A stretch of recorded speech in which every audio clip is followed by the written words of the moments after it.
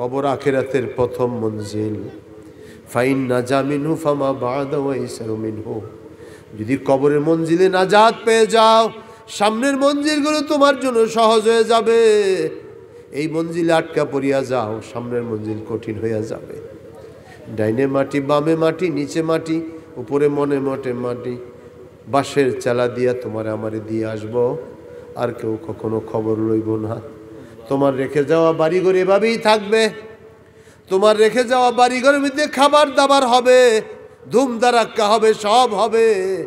তোমার আমার কি অবস্থা হবে এটা কি কখনো চিন্তা করছো রে ভাই? আর তো তুমি কবর থেকে বাইরিতে পারবা না। দেখো এত বড় জায়গায় বসছি, তারপরেও গরম লাগতেছে, বিছরে ঘেমে যাচ্ছি। আবার যাদের ঠান্ডা লাগবে সোয়েটার গায়ে দিচ্ছেন রে ভাই। কবরের ভিতরে ঠান্ডা লাগবে, গরমও তো লাগবে, ব্যবস্থা কোথায়? সেখানে তো চাদরের প্রয়োজন হবে, সেখানে তো ঠান্ডা লাগবে। আজকে কখনো তোমার যদি জোর করিয়া ধইরা মাটিতে শোয়ায়, তুমি শুইতে চাইবা না। তোমার 1000 কোটি টাকা দিলেও তুমি কাদার মধ্যে শুইবা না। কি শুইব? কাদার মধ্যে যদি আমারে শোয়াইতে দেয়, আমি শুইব না। কিন্তু তোমার আমার যদি মৃত্যু হয়, আজকে বৃষ্টির দিন যদি মৃত্যু হয়, কবরস্থানে এমন বহু কবর দেখেছি, বৃষ্টির দিন বা নিচু জায়গায় কবরস্থানে কবর খুঁজছে, খোঁড়ার পরে কিছু করার পরই নিচে থেকে পানি উঠতে আসে। বালতি দিয়া বেলচা দিয়া পানি ফালাইছে, আবার পানি উঠতেছে। যখন কবর দেওয়ার সময় হচ্ছে, আবার পানি উঠছে। তখন 2টা কলা গাছ দিয়া ওইটার উপরে বসায় শোয়ায় দিছে। দেওয়ার পরে দেখা গেছে ওই কলা গাছের উপরে দিয়া শোয়াইতে শোয়াইতে আবার পানি উঠিয়া গেছে, ওই মুর্দার কান পর্যন্ত পানি ঢুকতেছে। আজকে যদি তুমি জীবিত থাকতা, কোটি টাকা দিলে এইভাবে তুমি শুইতে পারতা না? পারতাম না। কিন্তু আজকে তো আল্লাহর কাছে সপিয়া গেছি। এখন যত কষ্ট হয়, কবরে তোমাকে আমাকে থাকতে হবে। এই জন্য আল্লাহ নবী যখন উপদেশ দিতেন বলতেন, ইজা সাল্লাইতা সাল্লি সালাতা মুআদ্দিন, নামাজে দাঁড়াইছ, জীবনের শেষ নামাজ পড়িও আজকে দাঁড়াইয়া। তুমি আর জোহরের নামাজ নাও পড়তে পারো, আজকে এশার নামাজ পড়ছো, কালকে এশায় তোমার জানাজা তৈয়ার হইয়া যাইতে পারে।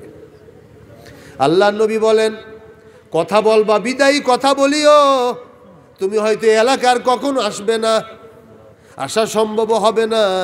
তুমি হায়াতে থাকলো সময় তোমাকে কাবার করবে না। আবার তুমি যদি আসতে চাও, দেখবা তুমি অসুস্থ হইয়া পড়ছো, অথবা তুমি দুনিয়া থেকে রুখসত হইয়া যাইবা। এই জন্য কথা বলবা বিদায়ী কথা বলবা, নামাজ পড়বা বিদায়ী নামাজ পড়বা। সুবহানাল্লাহ। নামাজ পড়বা বিদায়ী নামাজ। জোহরের নামাজে দাঁড়াইছো, নিয়ত করার আগে আরেকটা নিয়ত করবা, আল্লাহ জীবনের শেষ জোহরে দাঁড়াইছি, যদি আর জোহর না পড়তে পারি, দয়া করে তুমি এই জোহরটা কবুল করে নিয়া আমার জন্য কবরে আযাব, জাহান্নামের আযাব থেকে মুক্তি দিও। পারবেন না ইনশাআল্লাহ বলতে? আল্লাহর নবী বলেন, ওলা তুকাল্লিম বিকালামিন তাযিরু মিনহু গাদান, এমন কথা বলিও না যেই কথার কারণে আল্লাহর আদালতে তুমি আসামি হইয়া যাইবা। আজকে আমরা যারা কথা বলি, দেখেন এগুলো সব ইউটিউবে চলে যায়, অনেক সময় নেটে চলে যায়। এমন এমন কথা যায় যেগুলো আপত্তিজনক, ঠিক নেই? এই জন্য এমন কথা বলিও না যেই কথার কারণে তুমি দোষী হয়ে যাও, যেই কথার কারণে তোমার এখানে কমান্ড করবে, খারাপ কমান্ড আছে না নাই? দেখবা এমন এমন কমান্ড করবে, এমন এমন গালিগালাজ করবে যে এই লোক বেদাতি কথা বলছে, এই লোক কুফরি শিরকি কথা বলছে, এই লোক অন্যায় কথা বলছে। আমার দরকার নাই। এটা যদি দুনিয়ার আদালতে, দুনিয়ার মেশিনে ধরা পড়ে যায় ভুল, মালিকের মেশিন এর চেয়ে স্পষ্ট, এর চেয়ে আরো কঠিন, আপনার মেগা সম্পন্ন। এটা তো 4G আর 3G কাজ করতেছে। আল্লাহ পাকের এইটা কত কোটি জি সম্পন্ন, এটা কেউ জানে না। সুবহানাল্লাহ। এই জন্য আল্লাহ পাক নিজেকে বলছেন লাতিফ, আল্লাহু লাতিফুন খাবীর। লাতিফ অর্থ সূক্ষ্ম, এত সূক্ষ্ম, এত সূক্ষ্ম, এত সূক্ষ্ম। তোমার জীবনের প্রত্যেকটা কাজ কোনটা কি উদ্দেশ্যে করেছো, এটা আল্লাহ পাক জানে। সুবহানাল্লাহ। লাতিফুন অর্থ হইল দয়ালু, যখন আল্লাহ পাক সব তোমার অপরাধ জানে, ওনার কাছ থেকে তুমি আমি গোপন করতে পারবো না। তিনি আবার দয়ালু, এজন্য আল্লাহর কাছে যদি তুমি দয়া চাও, তিনি লাতিফ, তোমার প্রতি দয়া করবে। সুবহানাল্লাহ। এজন্য নবীজি বলেন, ওয়ালা তুকাল্লিম বিকালামিন তাযিরু মিনহু গাদা, এমন কথা বলিও না মুখ দিয়া যেই কথার কারণে আল্লাহর আদালতে তুমি আসামি হয়ে যাও। কারণ তুমি যা বলতেছো সব তো রেকর্ড হইতেছে, শক্তিশালী রেকর্ড হইতেছে, শক্তিশালী ফরওয়ার্ডিং হইতেছে। একটা কথা এদিক সেদিক হবে না, একটা কথার একটু হেরফের। ওই যে প্রথম বলছি না, মা ইউবাদদালুল কাউলু লাদাইয়া ওয়া মা আনা বিযাল্লামিন লিল আবিদ। আজকে আমার সামনে একটা কথারও হেরফের হবে না, মুসাবিদা সব টুডা পয়েন্ট করা হয়েছে, আর আমি কোনো বান্দার উপরে জুলুমকারী নই। সুবহানাল্লাহ। সে যা আমল করছে সেটারই বিনিময় আজকে পাবে। এই জন্য নবীজি বলেন, এমন কথা বলিও না যে কথার কারণে তুমি আল্লাহর আদালতে আসামি হয়ে যাও, এমন কথা জবান দ্বারা বাইর করিও না। আর ও আজমিল আয়াসা মিম্মা ফি আইদিন নাস, মানুষের হাতে যা আছে এটা পাওয়ার জন্য অস্থির হয়ে যাইও না। অমুকে বাড়ি করছে আমি করতে পারলাম না, আফসোস করিও না। অমুকে ব্যবসা এত বড় করছে আমি কিছু করতে পারলাম না, আফসোস করিও না।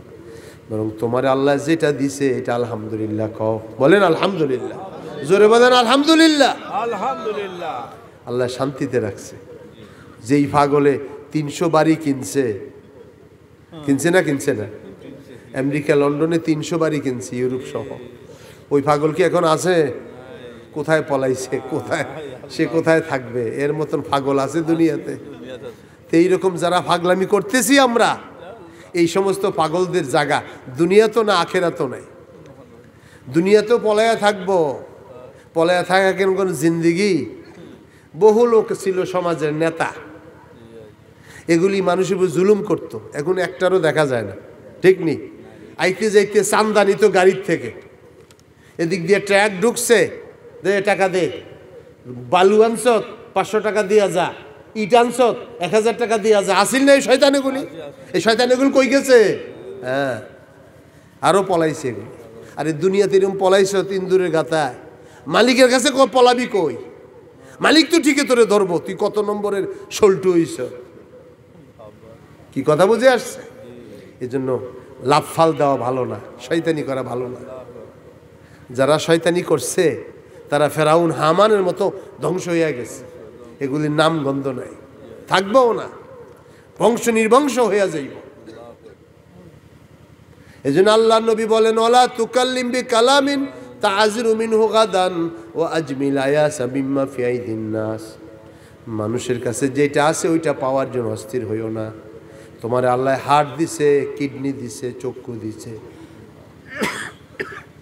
তোমাকে আল্লাহ পাক সুস্থ রাখছে, এটাই সবচেয়ে বড় নেয়ামত মনে করো। ঠিক নেই? এটাই নেয়ামত মনে করো, আলহামদুলিল্লাহ পড়ো। শয়তান আমাকে আপনাকে ধোঁকা দেয়। আল্লাহর নবী বলছেন, শয়তানের ধোঁকা থেকে যদি বাঁচতে চাও, 2টা কাজ তোমাকে বেশি করতে হবে, নাহলে তুমি অসুস্থ হইয়া পড়বা। শয়তান তোমাকে ধোঁকা দিছে যে এই সামান্য সম্পদ দেওয়া কী হবে, অনেক কিছু আমাকে করতে হবে, তুমি রুগী হইয়া গেলা, শয়তানের রুগী হইয়া গেলা। তুমি শয়তানের এই ফরওয়ার্ডিং মতো, প্রেসক্রিপশন মতো চলতেছ। তুমি অমুকের জমি দখল করলা, তুমি শয়তানের ওই দলে চলে গেলা। এবার যত গেছো তোমার কলব ময়লা হইয়া গেছে রে ভাই। এখন আল্লাহ নবী বলেন, কোরআনে পাকের মধ্যে আল্লাহ পাক একটা আয়াত নাযিল করেছেন, আল্লাযীনা ইয়াকনিজুনা যাহাবা ওয়াল ফিদ্দা ওয়া লা ইউনফিকুনাহা ফি সাবিলিল্লাহ ফাবাশশিরহুম বিআযাবিন আলীম। তরজমাটা হলো, আল্লাযীনা ইয়াকনিজুনা যাহাবা ওয়াল ফিদ্দা, যারা স্বর্ণরৌপ্য জমা করে বাসায়। বহু লোক আছি, বহু নরনারী আছি, বাসায় 100 বড়ি, 150 বড়ি, 50 বড়ি, 30 বড়ি স্বর্ণ রেখে দিয়েছি, সব বিক্রি করেন। এগুলি রাখিয়েন না। স্বর্ণের জাকাত না দেওয়ার কারণে কিয়ামতের ময়দানে এই স্বর্ণই আল্লাহ পাক গালাইয়া ইস্তারি বানাইব। ফাতাকুয়া বিহা জিবাহুহুম ওয়া জুনুবুহুম ওয়া যুহুরুহুম, তোমাদের পার্শ্ব, তোমাদের গাল, তোমাদের পিঠ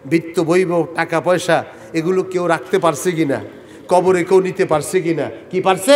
কেউ পারে নাই। সুতরাং তিনটা জিনিস, জিকিরকারী জবান, শুকরকারী অন্তর, নেককারী স্ত্রী। এই জন্য আল্লাহ নবী, মা বোনরা এই ওয়াজটা ধরে নাও, আল্লাহ নবী ওয়াজ করে বলেন, যেই নারী 5 ওয়াক্ত নামাজ পড়ে, স্বামীর খেদমত করে, পর্দায় থাকে। এখন তো পর্দা পুশিদা নাই, কে কত খোলামেলা হইতে পারে। আল্লাহ নবী বলেন, যে নারী 5 ওয়াক্ত নামাজ পড়ে, পর্দায় থাকে, নিজের সতীত্ব হেফাজত করে, জীবন চলে যাবে, সতীত্ব নষ্ট করবে না। আর বাসার ভিতরে স্বামীর সেবা করে, ছেলে মেয়েদেরকে খাওয়া পড়ার পাশাপাশি দিনের উপরে চলার জন্য যারা ছেলে মেয়েদেরকে তালিম দেয়, আর নিজেও আখিরাতের প্রস্তুতি ঘরের মধ্যে নেয়। 5 ওয়াক্ত নামাজ যখন পবিত্র থাকে পরে, রোজার সময় যখন রোজা রাখে, অপবিত্র অবস্থা রোজাও আবার কাজা করিয়া নেয়। আর ঘরের ভিতরে পর্দার সহিত থাকে, সতীত্ব হেফাজত করে, স্বামীর রেখে যাওয়া, স্বামীর দেওয়া সম্পদ আমানতদারির সহিত পালন করে। আল্লাহ নবী বলেন, এই নারী ইন্তেকালের সাথে সাথে জান্নাতের 8টা দরজাই খোলা হয়ে যায়। সুবহানাল্লাহ, জান্নাতের 8টা দরজাই এই নারীদের জন্য খোলা হয়ে যায়।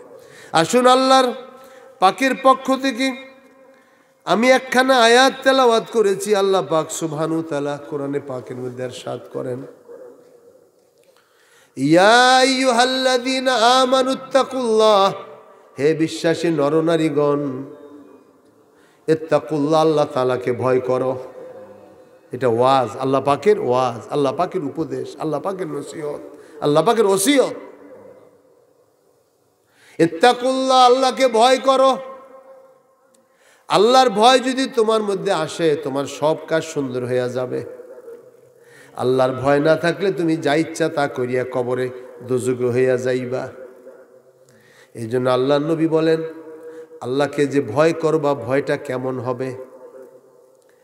আল্লাহ নবীর দরবারে এক মহিলা আসছে, নবী গো, আমি গুনাহ করছি, আমাকে শাস্তি দেন, হাকিম আলাইয়া হাদ্দান, হুজুর আমাকে শাস্তি দেন। নবীজি জিজ্ঞাসা করলেন, তুমি কি গুনাহ করেছো? আমি অসামাজিক কাজ করেছি। নবীজি বললেন, তুমি তো তওবা করতে পারতা, তুমি কেন এই কথাটা বলতে গেলে? ওই মহিলা বলতেছি, ইয়া রাসূলুল্লাহ, আমি ভয় পাইতেছি, আখিরাতের শাস্তি জানি কত বড় হবে, এজন্য ভয় পাইতেছি।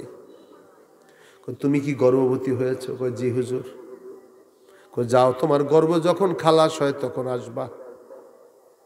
আল্লাহ নবীর ইচ্ছা হলো এই মহিলাটার জন্য না আসা, আল্লাহর কাছে মাফি চায়। ওই মহিলা আবারও নবীর কাছে বাচ্চা হওয়ার পরে বাচ্চা কোলে নিয়ে আসছে। হুজুর, তখন তো বাচ্চা নষ্ট করার কোনো পলিসি ছিল না। এখন মানুষ অপরাধ কেন করে? বিবাহ শাদী নাই, এখন কোনো মসজিদে বিবাহ নাই, কোনো সমাজে বিয়ে নাই, সব এখন লিভ টুগেদার করে। নাউজুবিল্লাহ, লিভ টুগেদার করে, বিবাহ সারা জীবন যাপন করে। কাজে আমরা তো মানুষ, নাউজুবিল্লাহ, আমরা তো মানুষ। এর জন্য তারা লিভ টুগেদার করে। বিয়ে শাদী ছাড়াই একজন একজন আন্ডারস্ট্যান্ডিং হয়। ইউনিভার্সিটির ছাত্রছাত্রী থাকতেছে, বাস অফিসে চাকরি বাকরি করে একসাথে, চলো আমরা দুজন একখানে বাসা ভাড়া নিয়ে থাকি, থাকতেছে, বিয়ে শাদী নেই। এই জন্যে নাউজুবিল্লাহ মিন জালিক, এই কথাটা কেন বলতে লাগলাম, যে তাকওয়া যদি না থাকে মানুষ যে কোনো কাজ করতে পারে। ওই মহিলা নবীজির কাছে বলতেছি, ইয়া রাসূলুল্লাহ, বাচ্চা হয়েছে, এখন আমাকে শাস্তি দেন। আল্লাহ নবী বললেন, এই বাচ্চাটা তো আমি যদি এখন শাস্তি দিই তোমাকে, বাচ্চাটা কোথায় দুধ খাবে? যাও বাচ্চাটাকে নিয়ে যাও, বাচ্চাটা যখন দুধ পান ছেড়ে দিবে, খাদ্য খেতে পারবে, তখন তুমি আবার আসিও। মহিলা চলে গেল। বাচ্চা যখন আবার বড় হয়েছে, খাদ্য খেতে পারে, তার হাতে রুটি দিয়ে আল্লাহ নবীর কাছে আসছে, ইয়া রাসূলুল্লাহ, এই বাচ্চা এখন খেতে পারবে। নবীজি তখন চোখের পানি ছেড়ে দিলেন, হায়রে কেমন তওবা এই মহিলাটা করছে, আল্লাহকে কত বড় ভয় পাইছে, আখিরাতের আযাবকে কত ভয় পাইছে। আজকে আমরা মনে করি দুনিয়াতে একজনের টাকা মাথাত বাড়ি দিয়ে তার থেকে 5 লাখ টাকা নিয়ে এলাম, কি কেউ তো জানে না, ভিতরে ভিতরে আনছে, অনেক আছে বিদেশে যাইয়া কফিলের ঘরের থেকে টাকা লইয়া এসে পড়ছে। বহু লোক আছে বিদেশে মালিকের বাসার থেকে সার্ভেন্ট, তো সে, কারণ আমরা সব সার্ভেন্ট, এটা কিন্তু 100% আমেরিকা বলেন, লন্ডন বলেন, ফ্রান্স বলেন, ইউরোপ বলেন, মিডল ইস্ট বলেন, সবখানে আমরা সার্ভেন্ট। আমাদের ভিসা হইল আমেল নাজাফা, ক্লিনার। এর চেয়ে বড় ভিসা নাই বাংলাদেশিদের, এটা বুঝে নিয়েন। তো এই জন্য ওই বাসায় কাজ করছে, হয়তো দেখা গেছে একখানে দেখছে রিয়াল পিরা রয়েছে, ডলার পিরা রয়েছে, বস্তা মিনতে আয়া পড়ছে বাড়ির দিকে, সে মনে করছে এটার জব দিতে হইব না। কিন্তু এখানে এসে তুমি চলে গেছো, কিন্তু মালিকের কাছে তো অ্যান্টি হয়ে গেছে। তুমি 5 লাখ মুখের থেকে নিয়ে এনে বাড়ি করছো, ঠিক আছে নি? এই জন্য আল্লাহ পাকের হাবিব সাল্লাল্লাহু আলাইহি ওয়াসাল্লাম ওই মহিলাটাকে তাড়ায় দিতেছেন, যা তুমি চলে যাও। মহিলাটা বলে, না, আমাকে দুনিয়ার শাস্তি দেন, আমি আখিরাতের শাস্তিকে ভয় পাইতেছি। নবীজি তখন ওই মহিলাকে কোমর পর্যন্ত গেড়ে ইসলামের বিধান অনুযায়ী সঙ্গে সার করলেন, পাথর মারলেন ওই মহিলাকে। পুরা শরীরটা কাপড় দিয়ে ঢেকে তারপরে পাথর মারা হয়েছে। পাথর মারার পরে যখন মহিলাটা পড়ে গেল, মারাকালীন সময় একটু সামান্য রক্ত একজনের পায়ের মধ্যে এসে লাগছে, সে ঘৃণা করছে, জিনাকারিনীর রক্ত। আল্লাহ নবী বললেন, এ সাহাবী, শুনে রাখো, এই মহিলা যে তওবা করছে, তুমি তো তার রক্তটা ঘৃণা করলা। এই মহিলার তওবা যদি সারা দুনিয়ার মানুষের জন্য আল্লাহ বন্টন করে দেয়, সকলের নাজাতের জন্য যথেষ্ট হয়ে যাবে। সুবহানাল্লাহ। এর জন্য ভাইরা বাবাজিরা গো, আল্লাহ সুবহানাহু ওয়া তাআলা কোরআনে কারীমে ইরশাদ করেন, ইত্তাকুল্লাহ, আল্লাহকে ভয় করো, ভয় করার মতো ভয় করো। মালিকের সামনে কেমনে গুনাহ লইয়া দাঁড়াইবা, এই যদি ভয় না করো, তোমার জীবন সুন্দর হবে না। হযরত আলী কাররামাল্লাহু ওয়াজহু বলেন, 4টা জিনিস হলো তাকওয়া। কয়টা? আল খাউফু মিনাল জালিল, আল্লাহকে না দেখে ভয় করা।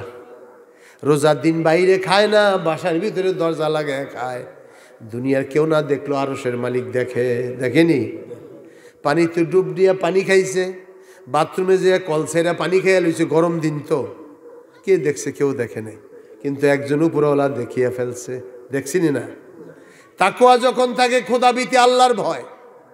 এক বাদশাহ, জালেম বাদশাহ, নর্তকীকে এসে সুন্দরী রমণীকে ধরছে, তার সাথে খারাপ করবে, বলছে সব দরজা লাগাও। মহিলাকে অন্যখান থেকে উঠে আনছে বাড়ির থেকে। যখন ঘরের ভিতরে ঢুকছে, মহিলা বড় দিনদার ছিল, আল্লাহওয়ালা, সব দরজা লাগাইছে বাদশার হুকুম অনুযায়ী। লাগানোর পরে বলতেছে, বাদশা নামদার, আমি সব দরজা বন্ধ করছি, কিন্তু একটা দরজা বন্ধ করতে পারি না। এই কথা শোনার পরে বাদশা চোখ বড় হয়ে গেছে, বলে কি সব দরজা বন্ধ করছে, কোনটা খোলা?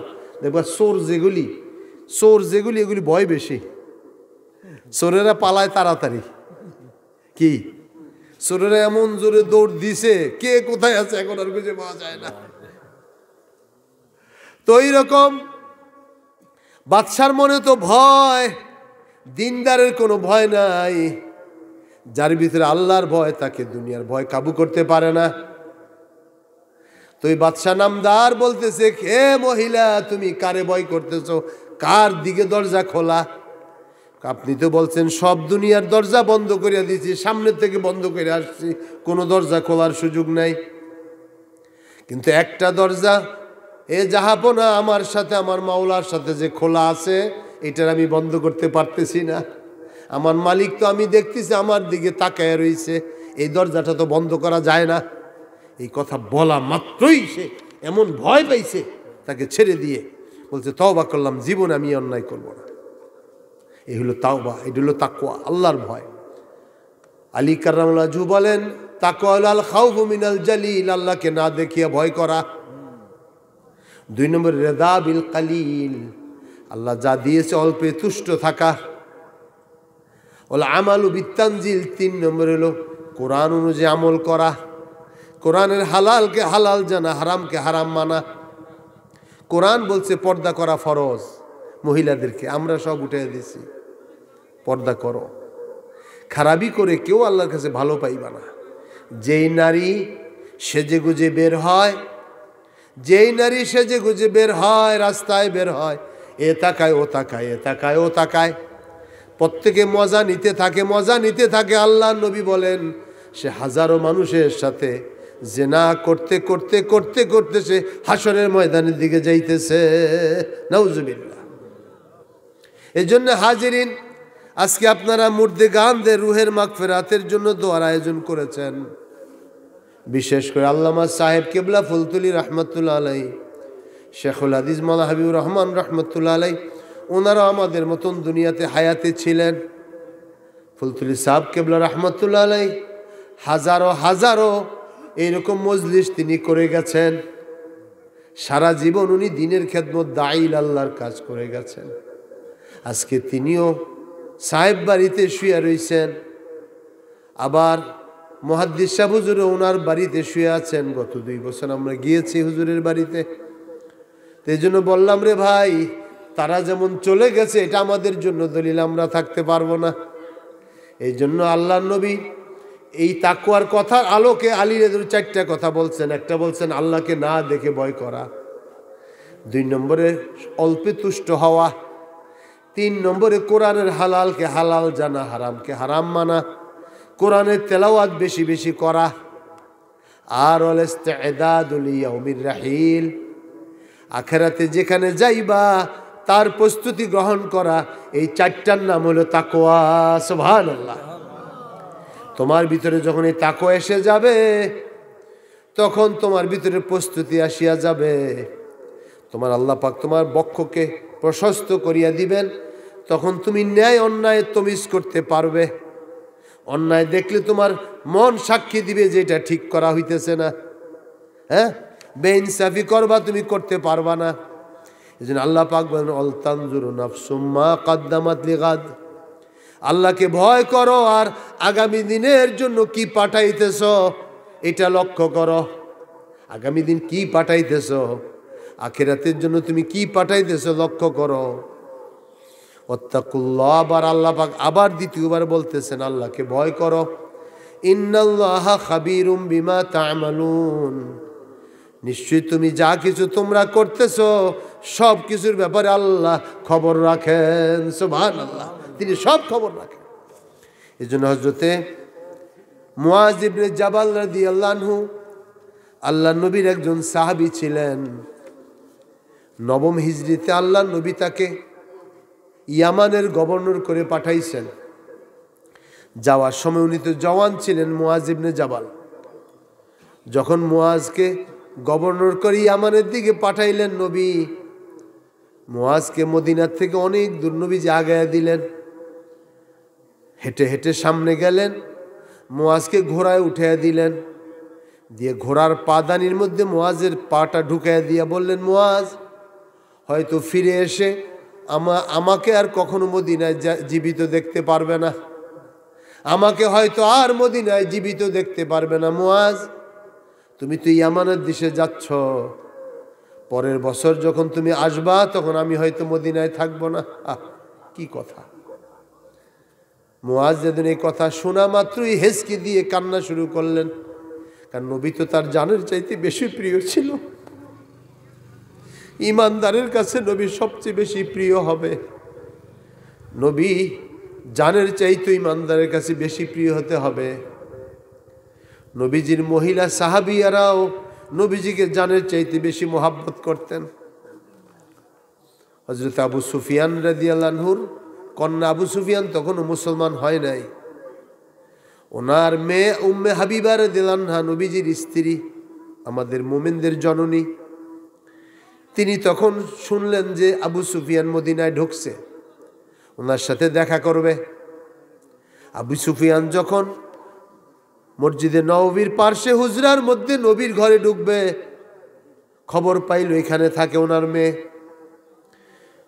তখন পর্দা কাপড় ভেদ করে, তখন তো এরকম দরজা জানালা ছিল না। হুজুরের ঘর হইল 5 ফিট 7 ফিট। আমাদের ঘর কি 5 ফিট 7 ফিট? কি 15 ফিট 12 ফিট করে আমরা ঘর করি না? আর আল্লাহ নবীর ঘর হইতেছে 5 ফিট 7 ফিট। এর মধ্যেই তিনি দুজাহানের সর্দার জীবন যাপন করে গেছে।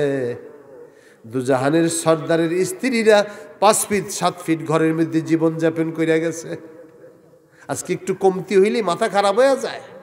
হ্যাঁ, স্বামীরে কয় তুমি কোনো কাজেরই না, বাড়িঘর করতে পারো না, কিছু করতে পারো নাই, তুমি লুটতরাজ করতে পারো না, উল্টে আরো কয় তুমি কোনো স্মার্ট না। কি কথা বুঝে আসছে? যেই স্বামী আল্লাহকে ভয় করে সে স্মার্ট হইতে পারে না। হযরত উম্মে হাবিবা রাদিয়াল্লাহু আনহা নবীর ঘরে থাকেন স্ত্রী হিসাবে। বাপ মক্কায় কাফের মুশরিক এবং মক্কার শাসনকর্তা, মদিনায় আসছে মেয়েকে দেখার জন্য। লোকেরা তরবারি উন্মুক্ত করে গেল। আবু সুফিয়ান বলল, আমি যুদ্ধ করতে আসি নাই, আমি আমার মেয়েকে দেখতে আসছি। যখন আল্লাহর নবী ঘরে তখন ছিলেন না, আবু সুফিয়ান বাসার সামনে গিয়ে ডাকলো হাবিবা। সাথে সাথে তিনি পর্দা উঁচু করে বলেন, আব্বা ভিতরে আসুন। ভিতরে যাওয়ার পরে মা মেয়ে দীর্ঘদিনের সাক্ষাৎ, আনন্দ অশ্রু বয়ে চলল। দুজন জড়িয়ে ধরে অনেক কানলো। মা তোকে অনেক দিন দেখি না রে মা, তুমি সিরিয়ায় চলে গেছিলা, সেখান থেকে এখানে আসছো মদিনায়। আমি শুনেছি আমার দুশ্মন মুহাম্মদ সাল্লাল্লাহু আলাইহি ওয়াসাল্লামের ঘরে তুমি স্ত্রী হিসাবে এসেছ। আল্লাহর নবী তখন বাসায় ছিলেন না, হুজরায় ছিলেন না। তখন উম্মে হাবিবা রাদিয়াল্লাহু আনহা চাদর সরায় দিতেছেন। কি ভাই শেষ হয়ে গেছে সময়? হ্যাঁ, শেষই তো হবে। এই দুনিয়ার সময় এভাবে শেষ হবে। ও আমার হুজুরে আসছে, কোনো কথা নেই। আলিপুরি আসলে তার কোনো কথাই নেই। আমি তো মুকাদ্দামাতুল জায়েশ, আমি তো ওয়াইজ না।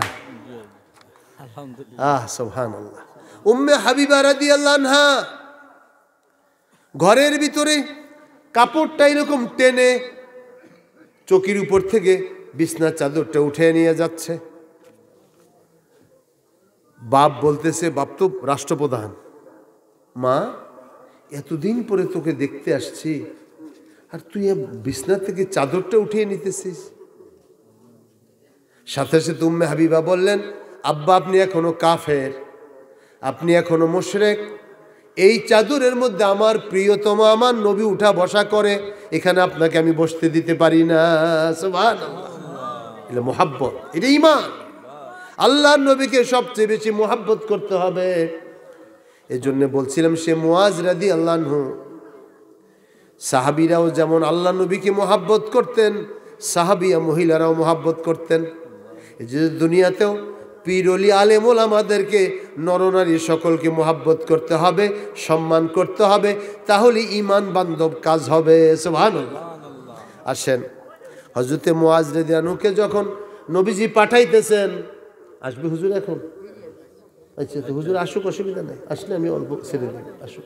এরপরে হুজুরে, হ্যাঁ, আল্লাহর নবী মুআজ ইবনে জাবালকে বলতেছেন, মুআজ চলে যাইতেছো তুমি সিরিয়াতে, ইয়ামানে, আর কখনো এখানে হয়তো আসতে পারবা না, আমাকেও দেখতে পারবা না। যেখানেই থাকো, যে অবস্থায় থাকো, তুমি আল্লাহ তাআলাকে ভয় করিও। সুবহানাল্লাহ। সেই কথাটা আজকে আপনাদের খেদমতো আরজ রেখে যাই। আর কখনো আসতে পারবো কিনা জানা নাই। একটাই কথা, যেখানেই থাকি, যে অবস্থায় থাকি, আল্লাহ তাআলাকে যেন ভয় করি। বলেন আলহামদুলিল্লাহ, বলি আল্লাহুম্মা আমিন। আল্লাহ পাক বলেন, ইন তাত্তাকিল্লাহা ইয়াজআল লাহু মাখরাজা। তুমি যদি আল্লাহকে ভয় করো, তা আল্লাহ তোমার সব কল্যাণের দরজা খুলে দিবেন। ওয়া ইয়ারযুকহু মিন হাইসু লা ইয়াহতাসিব। আল্লাহ তোমাকে কোত্থেকে রিজিক দিবে তুমিও চিন্তা করবা না। তো এই জন্য হাজিরিন আসুন, হালাল গাজা খাওয়া, হালাল রিজিক নিয়ে চলা, জবানকে জিকিরকারী জবান বানানো, অন্তরকে শুকরকারী অন্তর বানানো, নেককার বিবি পাওয়া, নিজে মসজিদের সাথে বাড়িঘর হয়ে মসজিদে নামাজ পড়তে আসা যাওয়া করতে পারা, এর চেয়ে সৌভাগ্য আর কিছু নেই। আমি আসতে সময় শুনতেছিলাম যে আপনাদের এই ফুলশাইন্দে প্রায় 25-30টা মসজিদ আছে এই গ্রামের মধ্যে। আলহামদুলিল্লাহ, এটা জান্নাতি পরিবেশ। মসজিদে গিয়ে নামাজটা কম অন্তত পড়বেন, এটা খেয়াল রাখবেন। এই কথাই বলতে চাইছিলাম আজকে। এখন যেহেতু আর সময় নাই, ইনশাআল্লাহ 10টা ওয়াজ হযরতে জাবের রাদিয়াল্লাহু নবীজি ওসিয়ত করছিলেন, সে 10টা লিখে আনছিলাম। এই বিমানের মধ্যে বসে এই বই থেকে লিখছি যে এটা কিতাবটা আজকে বলবো। তো কথা তো শেষ, আমার হায়াত শেষ হয়ে গেছে। ইনশাআল্লাহ আল্লাহ যদি আবার হায়াত কোনো সময় দেয় বলবো। আমি একটু মুনাজাত করে দিই, আদব তো এটা। হ্যাঁ, কথা বলবেন জি।